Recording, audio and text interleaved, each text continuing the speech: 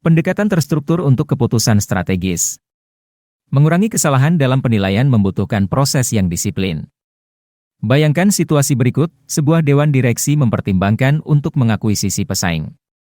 Tim pemasaran memutuskan apakah akan meluncurkan produk baru.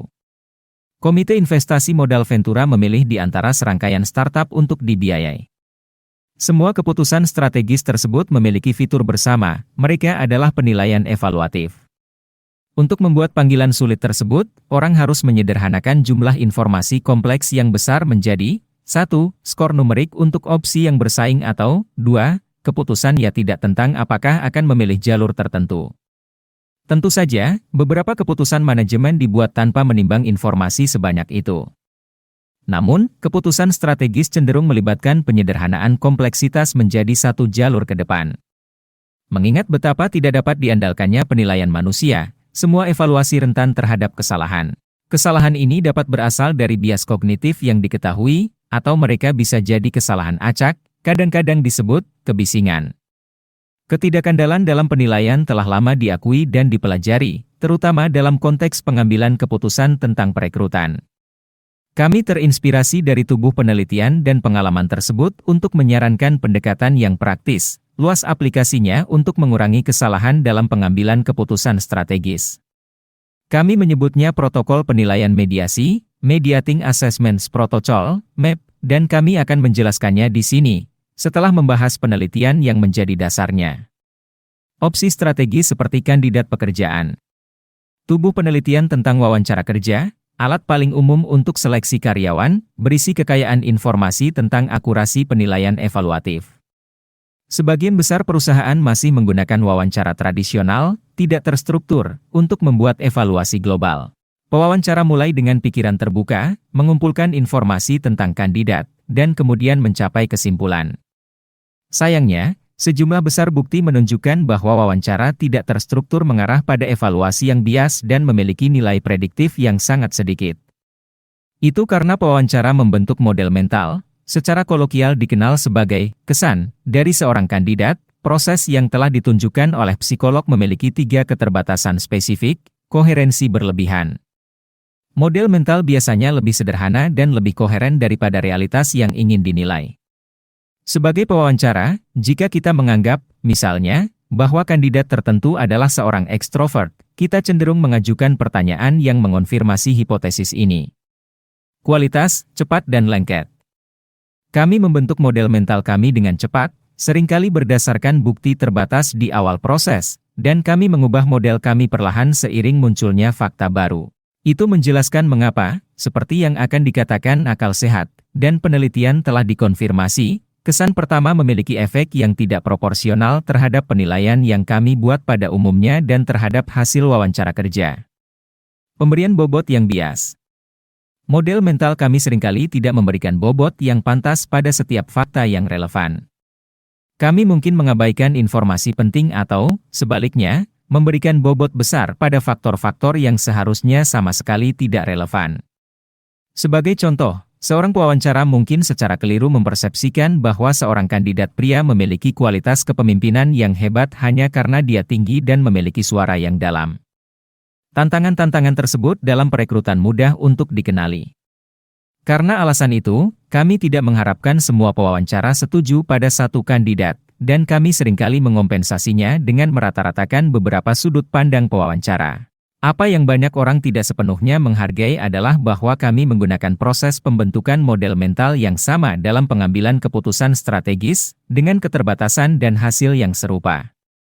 Misalnya, bayangkan Anda sedang memilih lokasi untuk pabrik baru. Anda harus menilai beberapa faktor, biaya tenaga kerja, kelayakan teknis, persyaratan regulasi, stabilitas politik di berbagai wilayah, dan sebagainya. Anda sudah memiliki gambaran mental tentang negara-negara dan kota-kota kandidat. Saat Anda mempelajari fakta baru tentang setiap lokasi yang berpotensi, bias terhadap koherensi berlebihan membuat Anda mengonfirmasi gambaran tersebut, yang kemungkinan akan jauh kurang nuansa dan lebih tidak ambigu daripada realitasnya. Bias ini mungkin bahkan lebih kuat jika sebuah tim bekerja sama dalam pengambilan keputusan, seiring munculnya situs pabrik favorit, manfaat yang dirasakan diperbesar dan biaya yang dirasakan diremehkan. Kemudian, ketika tim meninjau keunggulan dari lokasi yang mungkin, kesan awal yang terbentuk dalam menit-menit pertama diskusi kemungkinan akan sangat mempengaruhi keputusan akhir. Setelah sebuah kesan terbentuk, Anda akan cenderung mengajukan pertanyaan yang mendukung pandangan awal Anda. Karena bias konfirmasi, Anda akan menafsirkan fakta yang ambigu dalam cahaya sikap yang sudah ada sebelumnya. Dibutuhkan sejumlah besar bukti untuk membalikan penilaian awal yang salah. Akhirnya, sama seperti penampilan fisik seorang kandidat dapat mempengaruhi keputusan perekrutan, atribut tertentu dari sebuah situs manufaktur mungkin membawa bobot yang tidak semestinya. Secara prediktif, bobot ekstra sering diberikan kepada informasi yang baru dan menonjol, sebuah kasus, bias ketersediaan. Misalnya, Anda mungkin bereaksi berlebihan terhadap berita terbaru tentang gejolak politik atau terlalu menekankan pertimbangan jangka pendek. Dan mengingat bahwa kebanyakan dari kita cenderung optimis dan terlalu percaya diri dalam ramalan kita, Anda mungkin meremehkan tantangan teknis dalam membangun pabrik baru. Singkatnya, pengambilan keputusan yang tidak terstruktur, baik dalam wawancara kerja maupun dalam keputusan strategis lainnya, rentan terhadap bias dan kebisingan. Kehadiran kebisingan menjelaskan mengapa peneliti menemukan variasi besar setiap kali mereka secara sistematis menyelidiki keandalan penilaian. Apa yang dapat kita pelajari dari wawancara terstruktur? Puluhan studi tentang seleksi personil telah menunjukkan secara konklusif bahwa keputusan lebih akurat ketika wawancara diatur daripada tidak terstruktur. Oleh karena itu, sejumlah besar organisasi, terutama mereka yang sangat menghargai kualitas talenta yang mereka rekrut, telah mengadopsi wawancara terstruktur.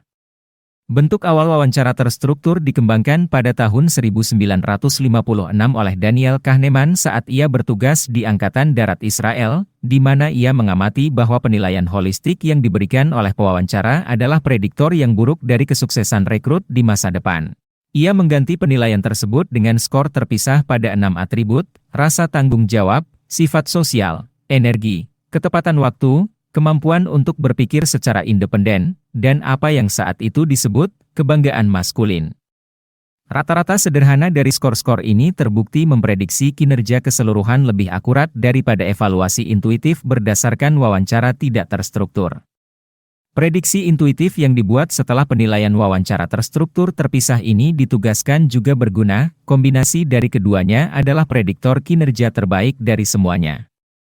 Signifikansi dari temuan ini, yang Kahneman ulangi bertahun-tahun kemudian, adalah bahwa akurasi penilaian intuitif sangat ditingkatkan dengan menunda evaluasi global sampai akhir proses terstruktur. Angkatan Darat Israel masih menggunakan wawancara terstruktur hingga hari ini, begitu juga perusahaan seperti Google, Amazon, dan McKinsey. Dalam wawancara terstruktur, pewawancara harus menilai beberapa ciri kunci sebelum membuat evaluasi akhir. Skor pada setiap atribut berfungsi sebagai penilaian mediasi, penilaian perantara, yang dihasilkan dalam cara yang telah ditentukan sebelumnya, standar untuk sebisa mungkin berbasis fakta. Evaluasi akhir kemudian diturunkan dari penilaian-penilaian ini. Secara mengejutkan, meskipun wawancara terstruktur menjadi semakin umum dalam perekrutan, jenis pengambilan keputusan terstruktur yang mereka contohkan jarang ditemukan dalam konteks lain. Keputusan strategis biasanya melibatkan evaluasi holistik dari semua informasi yang tersedia, tanpa secara eksplisit memberi skor pada atribut kunci. Kami berpikir struktur dan penilaian mediasi dapat meningkatkan kualitas keputusan-keputusan tersebut juga.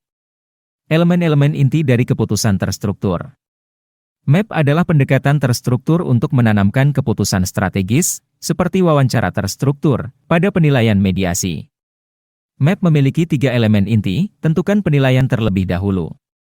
Pembuat keputusan harus mengidentifikasi beberapa penilaian mediasi, atribut kunci yang kritis untuk evaluasi. Dalam keputusan untuk mengakuisisi sebuah perusahaan, misalnya, penilaian tersebut bisa mencakup sinergi pendapatan yang diharapkan atau kualifikasi dari tim manajemen. Proses ini serupa dengan yang diikuti oleh komite perekrutan saat membuat deskripsi pekerjaan yang menguraikan atribut yang dibutuhkan untuk sukses dalam posisi tersebut. Gunakan penilaian yang berbasis fakta dan dibuat secara independen. Orang-orang yang memberikan pendapat tentang satu aspek dari opsi strategis tidak seharusnya dipengaruhi satu sama lain, atau oleh dimensi lain dari opsi tersebut. Opini mereka harus berdasarkan pada bukti yang tersedia. Pendekatan ini sebanding dengan proses wawancara terstruktur yang terorganisir baik, di mana pencari kerja dinilai pada setiap atribut kunci semata-mata berdasarkan jawaban mereka terhadap pertanyaan yang relevan, dikalibrasi menggunakan skala yang telah ditentukan sebelumnya. Lakukan evaluasi akhir ketika penilaian mediasi selesai. Kecuali sebuah fakta yang menjadi penghenti kesepakatan ditemukan, misalnya, bukti dari penipuan akuntansi pada target akuisisi. Keputusan akhir seharusnya hanya dibahas ketika semua atribut kunci telah dinilai dan profil lengkap dari penilaian tersedia. Ini serupa dengan memiliki komite perekrutan yang meninjau semua evaluasi yang dibuat oleh setiap pewawancara terhadap setiap kebutuhan kunci dari deskripsi pekerjaan sebelum membuat keputusan tentang kandidat. Penggunaan penilaian mediasi mengurangi variabilitas dalam pengambilan keputusan karena bertujuan untuk mengatasi keterbatasan pembentukan model mental, meskipun tidak dapat menghilangkannya secara keseluruhan. Dengan menguraikan penilaian dengan jelas dan dengan cara yang berbasis fakta, independen, serta menunda penilaian akhir sampai semua penilaian selesai, MEP meredam efek bias dan meningkatkan transparansi proses, karena semua penilaian disajikan pada satu waktu ke semua pembuat keputusan. Misalnya, karena informasi yang menonjol atau baru-baru ini tidak diberikan bobot yang tidak semestinya, proses ini mencegah bias ketersediaan. MEP juga mengurangi risiko bahwa sebuah solusi akan dinilai berdasarkan kemiripannya dengan kategori atau stereotip yang diketahui, kesalahan yang timbul dari bias representatif. Ketika fakta-fakta independen yang berbeda diuraikan dengan jelas, kesalahan logika kurang mungkin terjadi. Beberapa pembuat keputusan mungkin awalnya tidak menyukai MEP, sama seperti banyak perekrut masih menolak wawancara terstruktur. Persyaratan tersebut mungkin tampak mekanis, dan batasan yang ditempatkan pada peran intuisi tidak akan menarik bagi para pemimpin yang telah dihargai karena mempercayai naluri mereka. Pengambilan keputusan terstruktur, berdasarkan pada penilaian mediasi, hanya akan diadopsi jika dipandang sebagai penawaran perbaikan substansial dalam kualitas pengambilan keputusan. Selanjutnya, kami akan meneliti aplikasi dan manfaat MEP dalam dua jenis keputusan strategi, keputusan besar yang dibuat sekali oleh tim eksekutif atau direktur, dan keputusan berulang yang dibuat sebagai bagian dari proses formal yang, secara agregat, membentuk strategi sebuah perusahaan. Menstrukturkan keputusan strategis satu kali. Mari kita kembali ke contoh sebuah perusahaan besar yang sedang mempertimbangkan akuisisi besar. Tim yang ditugaskan untuk melakukan due diligence mulai dengan mengidentifikasi isu kunci, sinergi pendapatan dan biaya, liabilitas tersembunyi, kompatibilitas budaya, dan sebagainya. Tim ini menyiapkan laporan untuk Dewan dengan bab yang mencakup setiap isu. Dalam rapat Dewan berikutnya, Ketua memimpin diskusi menyeluruh di mana anggota menyatakan pandangan mereka tentang penggabungan dan menjelaskan alasan mereka. Pertanyaan diajukan dan dijawab, dan kekhawatiran yang muncul dibahas secara mendalam. Akhirnya, dilakukan pemungutan suara. Pendekatan ini menyeluruh dan profesional serta tampak tak terbantahkan. Namun, hal ini menyerupai wawancara tak terstruktur dalam satu hal penting. Kesimpulan ditarik langsung dari gambaran global kasus, gambaran yang muncul secara spontan dan bertahap seiring pertimbangan informasi. Sebaliknya, pengambilan keputusan terstruktur membutuhkan pemimpin untuk membuat penilaian eksplisit terpisah dari setiap aspek dan menggunakan penilaian tersebut sebagai dasar untuk keputusan. Dalam kasus akuisisi yang mungkin terjadi, prosesnya akan berjalan sebagai berikut, due diligence dilakukan seperti biasa. Jika tim deal telah melakukan pekerjaan yang baik, isu kunci yang telah diidentifikasi sesuai dengan penilaian mediasi yang dibutuhkan. Satu-satunya kebaruan adalah tim deal diwajibkan untuk menyimpulkan setiap bab dari laporannya dengan penilaian ringkasan. Setiap penilaian menjawab pertanyaan, tinggalkan seberapa penting topik ini untuk keputusan keseluruhan, seberapa kuat bukti dalam bab ini berargumen untuk atau melawan kesepakatan, seperti penilaian sifat spesifik dalam wawancara terstruktur. Setiap penilaian ini harus didasarkan semata-mata pada fakta yang terkandung dalam bab terkait, tidak pada data yang dikumpulkan tentang topik lain. Agenda rapat Dewan mengikuti bab laporan. Topik ditinjau secara berurutan, kecuali fakta penghentian kesepakatan muncul yang mengakhiri diskusi. Berdasarkan data yang disediakan dalam setiap bab, anggota Dewan, pertama secara individu kemudian sebagai grup, mempertimbangkan apakah menerima atau mengubah penilaian yang diusulkan tim deal pada setiap penilaian. Dalam keputusan perekrutan, langkah yang sesuai akan menjadi bagi komite perekrutan untuk meninjau skor wawancara pada setiap kebutuhan dari deskripsi pekerjaan. Anggota dewan diminta untuk menahan diri dari membuat komentar umum tentang akuisisi sampai penilaian mediasi selesai.